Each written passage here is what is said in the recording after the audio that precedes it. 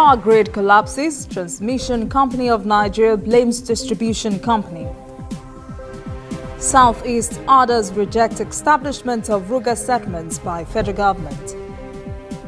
In international news, Hong Kong's anniversary of handover to China marred by massive protest. And in sports, Fatima Bello wins NTTF National Women's Singles Open Championship.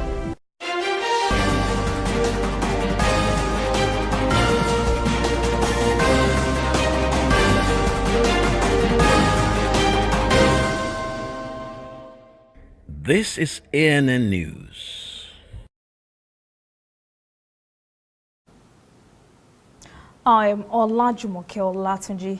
As the controversy rages on the federal government's plan to establish Ug8 settlements for cattle herders across the country, Vice President Yemi Osinbajo has denied that his office was coordinating the program, even as some states have already donated lands for the purpose. The government had earlier said the establishment of the Ug8 settlement would stop open grazing in the next 5 years. But many Nigerians, including pilot states, have criticized the plan, describing it as a ploy by the nomadic tribe to colonize the country. General Secretary of the Miyetti Allah Cattle Breeders Association of Nigeria, Baba Uthman, had reportedly said Osinbajo's office was helping the herdsmen create Ug8 settlements across the country, boasting that when the program was successfully completed, Nigerians would fully enjoy the benefit of animal husbandry. The nation's power grid recorded its 8th total collapse this year on Sunday, plunging the country into blackouts for some hours. The government-owned Transition Company of Nigeria, which manages the grid, had blamed electricity distribution companies for the system failure. The system operator reports the grid suffered 4 total collapses in January and 1 each in February, April and May.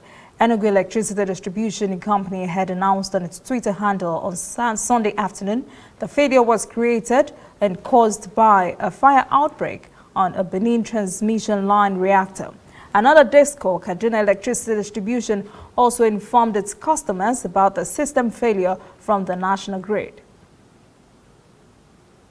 Economic and Financial Crimes Commission says it will arraign the former Senate President Bukola Saraki for alleged money laundering and looting of the Kwara State coffers during his administration of the state between 2003 and 2011. The plan to earlier arraign Saraki was frustrated by the retaining order granted against the EFCC by Justice Taiwo of the Abuja Federal High Court. Saraki had filed a fundamental human rights suit before Justice Taiwo, who granted an ex parte order restraining the Commission and 5 other federal government agencies from continuing their investigation of corruption allegations against him. Host communities of oil mining lease 25 in Kula Kingdom, Akoko Toro local government area of Rivers State, have denied agreeing to the reopening of the oil facility, which was shut more than 2 years ago. In a statement at the weekend in Port Harcourt, stakeholders from the 3 host communities of Belema, Ofion Ama, and Engeje denied signing any memorandum of understanding to end the continued occupation of the facility. The reaction followed a statement by Governor Nyesom Wike's media aide, Simeon Nwakude, suggesting that the OML 25 dispute had been addressed and the host communities agreed to sign an MOU with Shell Petroleum Development Corporation to end the crisis, and for protesting women to vacate the facility for a resumed operation. But the people dissociated themselves from the agreement, saying they were not invited to the meeting where the purported agreement was reached. Justice Yusuf Benikudi of Jigawa State High Court in Gombe has sentenced the Deputy Director of the Independent National Electoral Commission, Awal Jibrin, to 6 years in jail for unlawful enrichment and gratification. He was convicted alongside one Garba Ismaila, who backed 7 years in jail for benefiting from the largesse of a former Minister of Petroleum, Desani Alison Madueke, in the run-up to the 2015 presidential election. The 2 men were sentenced on Friday following their prosecution by the Economic and Financial Crimes Commission, Kano Zone Office. Acting EFCC spokesman Tony Orilade says the two convicts received 45 million naira out of the 250 million naira disbursed in Jigawa State to influence the outcome of the 2015 elections. Jibrin and Ismaila had pleaded not guilty to the respective 6 and 7 counts against them. A full trial followed, during which the prosecution presented 5 witnesses and tendered 20 exhibits against them. The Nigeria Railway Corporation says transportation of passengers, goods and services on a commercial basis will commence on the Lagos-Ibadan Railway between September and October. NRC says commercial services will start on the Takwe-Warri rail line in August. Movement of trains from Iju in Lagos State to Ibadan in Oyo State has commenced. NRC Managing Director Fidet Ohikrea says while some coaches for the Lagos-Ibadan rail line were already on ground, at least 10 more would arrive in about 2 months. Ohiria also spoke about moves by the NRC to commence online ticket sales. He said more than 100 companies have submitted bids for the initiative. Coming up, African news. At least 7 killed in Sudan's rally for civilian rule. And later, international news, massive protest hit Hong Kong again to demand scrapping proposed extradition bill.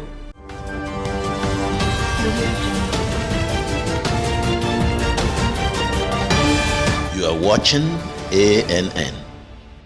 Dear Mommy, you went out that night with the baby in your tummy, but you did not come back. The baby is very fine and she eats and sleeps a lot. Everyone says that you are in a better place, but I miss you so much. I keep asking them, where is the better place? But nobody answers me. Auntie Carrie just hugs me and says go and play. Mommy, I miss you. Please, when are you coming home? I still do miss you, Mom. And in honor of your memory, I'm a doctor today working with the MTN Foundation to save mothers and children every day. Ending mother and child mortality in Nigeria is dear to us. We will keep strengthening this most important bond just for you.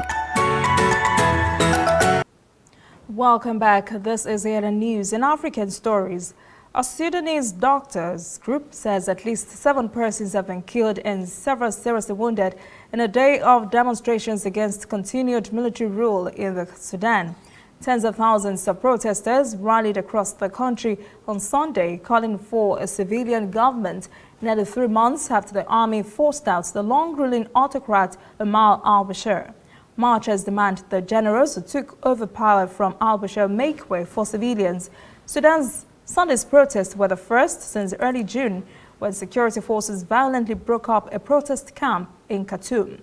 The opposition says at least 128 were killed, and the government said only 61 died. The European Union and several Western countries have called on the generals to avoid bloodshed.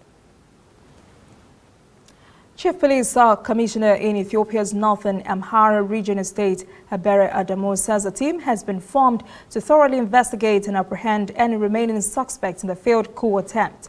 The officer added that normalcy has returned to the Amhara region, and reporter Koleta Wanjohi has the details. The team of investigators include officials from the Defense Forces, National Intelligence Service and the Attorney General's office.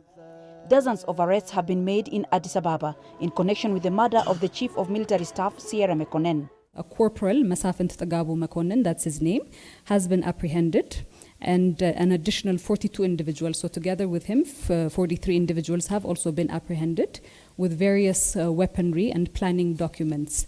So as I had mentioned earlier, there's indication to show that, and this would also unravel itself related to the investigations as more details come out.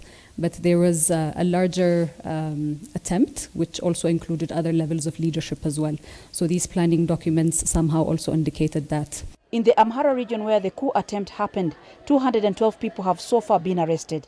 Investigations have revealed that at the time of the assassination of the Amhara president and his advisor, the head of police and the region's force commander were held hostage. But the Prime Minister's office says they will continue with security sector reform. As part of institution building and ensuring that the right people are there, that the public has got direct information from these entities and that the perception of fear around these entities is kind of melted away, there has been a lot of re-strategizing and reshuffling. If anything, these efforts that had already been begun over the past year are going to be further. As I had mentioned earlier on about foundation building, this is something that's going to be strengthened as part of institution building. The bodyguard who murdered the military chief of staff has now been identified and his photo shared to the public. And more than 1,500 persons have been killed by Ebola in the ongoing epidemic in the Democratic Republic of the Congo.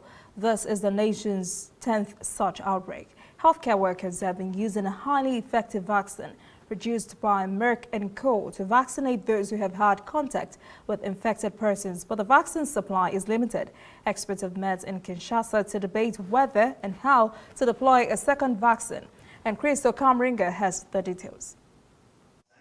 International health experts and their Congolese counterparts have gathered in Kinshasa to discuss the introduction of a second Ebola vaccine. The current one being used in the outbreak is produced by U.S. pharmaceutical company Merck. It's proved effective in controlling the spread of the disease, but is reported to be in limited supply. And so manufacturers from Russia, the U.S. and China attended the meeting to make presentations about the efficacy of their vaccines. Had those vaccines tested in China, also in West Africa, with hundreds of subjects. And it demonstrated very safe and very immunogenic. A World Health Organization advisory group had earlier recommended a vaccine made by U.S. firm Johnson & Johnson. The vaccine is safe to be used, specifically also for use in pregnant women, and that based on the immune responses we see, it's very likely to be also very protective. So based on that, I feel we are a good candidate, but again, we will have to see on what the final decisions are. More than 100,000 people who've come into contact with Ebola patients in North Kivu and Ituri provinces have been vaccinated since the onset of the outbreak last August. But attacks on health workers by armed groups have hampered the containment of the outbreak. The DRC's health minister says the new vaccine wouldn't be a cure-all, considering the other drawbacks. But if you want to control and to stop this outbreak, it's very important to keep in mind that other pillars like surveillance, contact tracing, IPC, infection prevention and control, safe burial, all these pillars are very important, and it's all these pillars that have helped us to contain this outbreak. So the vaccination is a big component, but we must not think that vaccine is the solution to this outbreak. The Ebola response was temporarily interrupted in the eastern town of Beni following 2 days of insecurity. More than 1,500 people have died of Ebola since August last year. This two-day meeting was meant to share the latest scientific information about the experimental Ebola vaccines that have been produced. The Congolese government will now meet with health experts and make the final decision about whether to introduce another vaccine. When we return, international news. Hong Kong's anniversary of handover to China marred by massive protests. And later, sport. Baylor wins NTTF National Women's Singles Open Championship.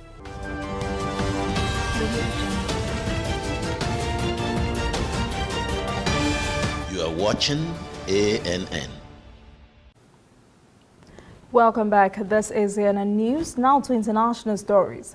Anti-government protesters in Hong Kong took over key roads early on Monday amid rising tensions ahead of a huge pro-democracy rally on the anniversary of the city's handover to China. The semi-autonomous city has been shaken by historic demonstrations in the past month when protesters had demanded the withdrawal of a bill that would allow extraditions to the China mainland. While an official ceremony took place at the Hong Kong Convention and Exhibition Center to mark the 22nd anniversary of the return of sovereignty from Britain to China. Tensions spiked once more in the financial hub after hundreds of mainly young masked protesters seized three key thoroughfares. The protesters were wearing mostly black and had hats and goggles. The ongoing rallies are the latest manifestations of growing fears that China is stamping down on the city's freedom and culture with the help of the finance hub's pro-Beijing leaders. The United States and China have agreed on Saturday in Osaka, Japan, to restart trade talks after President Donald Trump offered concessions including no new tariffs and an easing of restrictions on tech company Huawei in order to reduce tensions with Beijing. Trump said China agreed to make unspecified new purchases of U.S. farm products and return to the negotiating table. No deadline was set for progress on a deal, and the world's two largest economies remain at odds over significant parts of an agreement. The last major round of talks collapsed in May. Financial markets, which have been routed by the nearly year-long trade war, are likely to share the truce. Washington and Beijing have slapped tariffs on billions of dollars of each other's import, stoking fears of a wider global trade war, and those tariffs remain in place while negotiations resume. And following talks between the U.S. and North Korea at a summit in Hanoi, Vietnam in February, progress towards a deal stalled and both sides failed to come to an agreement on the necessary steps for denuclearization. But following the end of the G20 summit in Osaka, Japan, Trump tweeted an invitation on Saturday to Kim to meet at the Korean demilitarized zone just to shake his hand and say hello. This led to the historic meeting between the two leaders at the Inter-Korean military demarcation line, with Trump becoming the first sitting U.S. president to set foot inside North Korea. After a near 45-minute meeting, it was announced that the U.S. and North Korea would restart negotiations to reach a deal on denuclearization.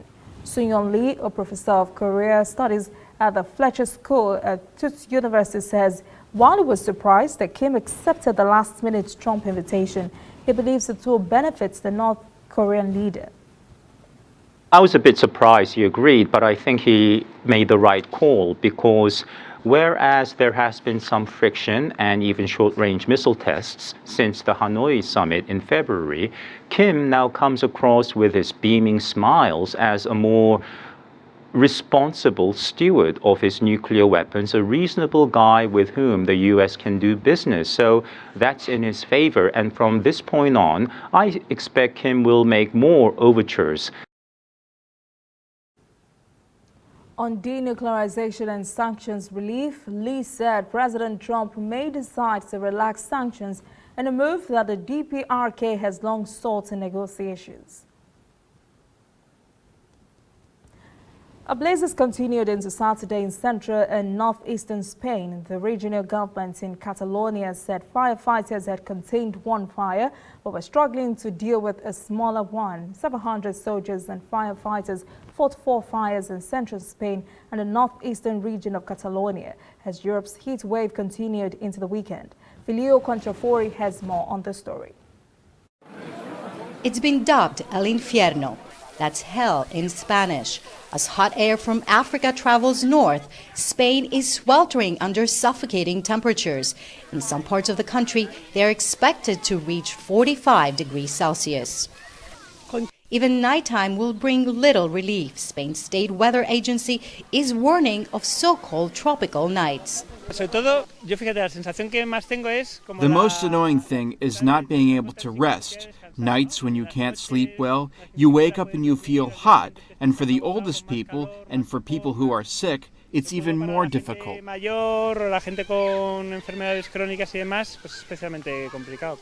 Heat waves have become more common in Spain in recent years, and the Spanish have been adapting to the extreme temperatures. Staying home and taking a siesta is among the government's official guidelines to cope with the heat wave.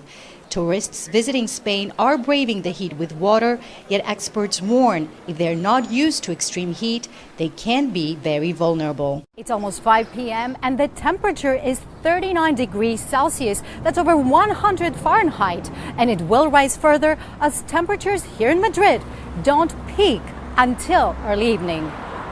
Most of Spain's 50 provinces are on alert, with a level in Madrid elevated to orange, 1 level below red. In 2003, tens of thousands died across Europe, including in Spain during a record-breaking heat wave. Extreme heat is most dangerous for those with illnesses and without access to adequate cooling. According to experts, the lethal effects of a heat wave come on suddenly and escalate quickly. But a heat wave can also claim lives days after it's over. It has a delay of 1, 2, or 3 days. That means that if temperatures increase today, the rates of mortality will start increasing the day after, 2 days after, and 3 days after. So if a heat wave lasts for 3 or 4 days, you will have an accumulated impact, an increase of mortality for 3 or 4 days after it's gone.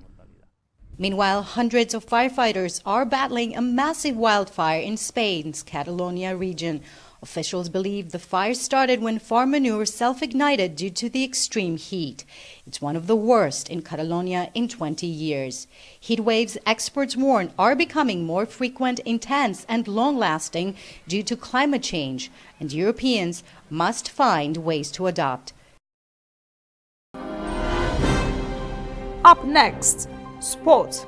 Fatima Bello wins NTTF National Women's Singles Open Championship. Please stay with us.